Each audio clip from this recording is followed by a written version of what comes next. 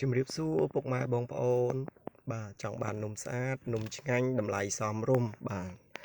នឹងមានសេវាដឹកដល់ទីកន្លែងបាទសូមទំនាក់ទំនងតាមលេខទូរស័ព្ទ010 87